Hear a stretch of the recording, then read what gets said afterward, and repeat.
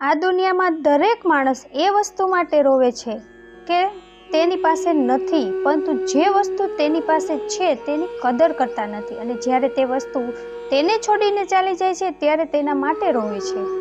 છલ કપટમાં શક્તિ છે, પણ પ્રેમમાં આજે પણ ઉકેલ છે.